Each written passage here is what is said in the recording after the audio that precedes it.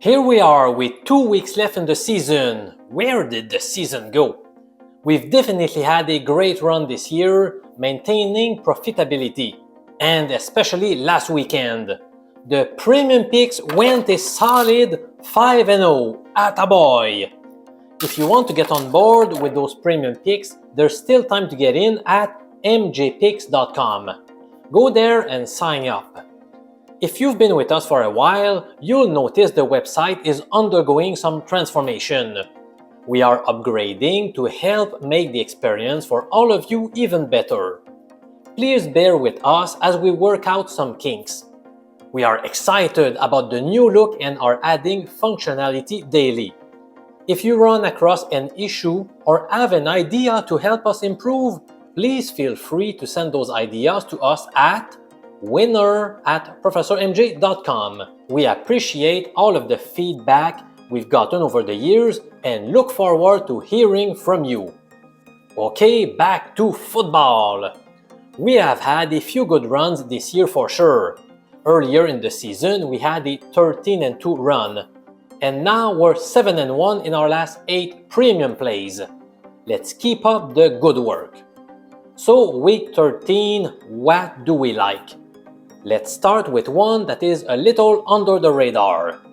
That takes us to the Sun Belt Conference. Here comes one of my premium picks for the week. The 3-7 Troy Trojans are heading to Lafayette to face the division-leading 8-2 Louisiana Raging Cajuns. I am going to attack the total in the game and take the under. I posted this pick a few days ago when the line was at 53.5. So those of you on the premium plan were able to get it at this earlier price. Another reason for you to get on board with us to get these line beaters earlier in the week. 52.5 or 52 is still good, but once it gets down below the big number of 51, I would hold off. The percentages drop off significantly from there. I don't recommend pulling the trigger at 51 or below. Coming into this game, Troy has averaged a tick over 32 points per game in their last 3, which gives us a little pause since that indicates their offense has been clicking. Quarterback Matthew Caldwell has played fairly well since stepping in as the signal caller a few games back, helping spark this offensive increase for the Trojans.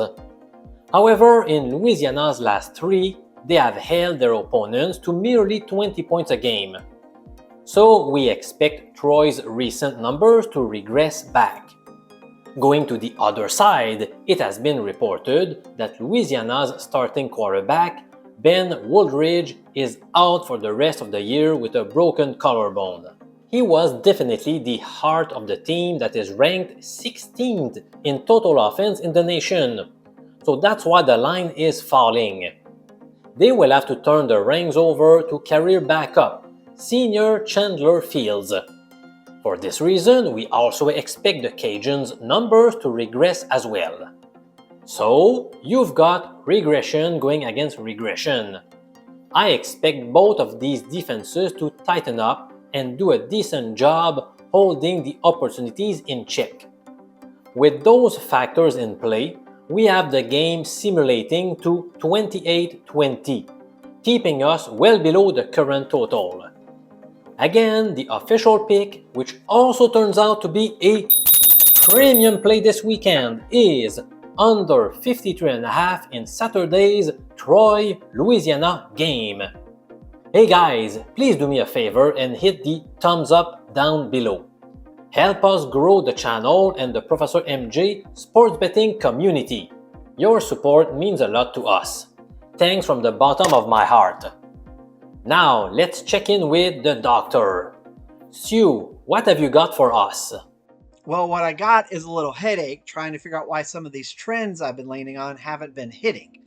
Despite that, we're going to stick with the process and keep looking at trends and keep making bets we feel good about. So the trend I'm going to look at is for number 16 Colorado. They are currently favored by 2.5 at Kansas, 3 in some places.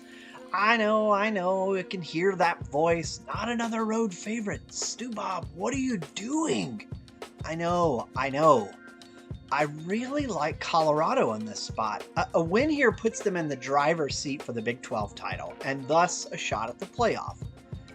I know that Kansas has been hot recently, knocking off both Iowa State and BYU, the ranked teams, in back-to-back weeks. Now, Kansas has really brought the fight recently. I know. This game is in Lawrence, and I shouldn't pick against another home dog. I just can't help myself. I really feel like Colorado wins this game easy. That's a thing they say, right? You should always gamble on your feelings, right? Right?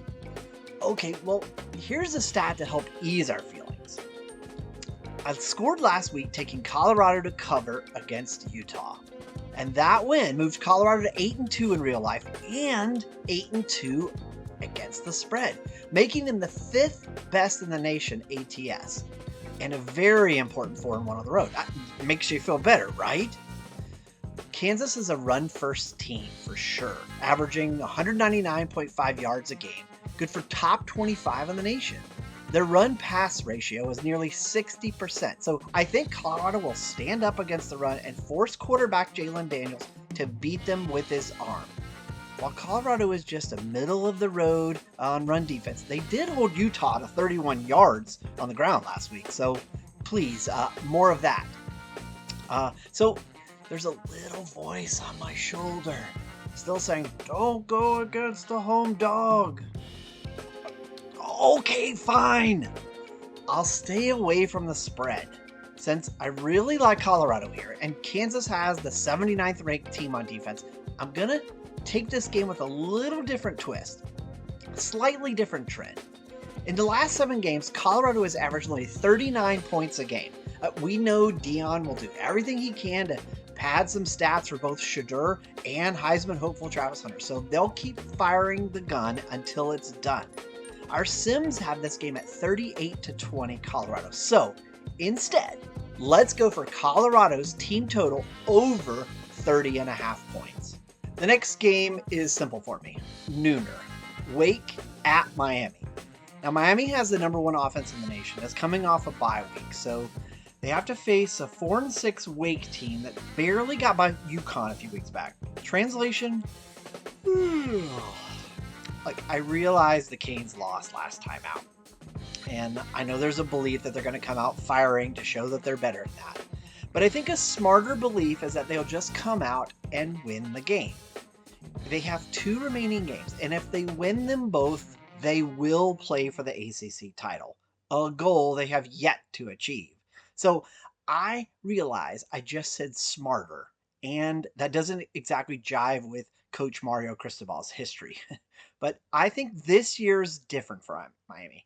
I think the smart play is for them to get out to a lead. I actually toyed with the idea of taking Miami in the first half at -14.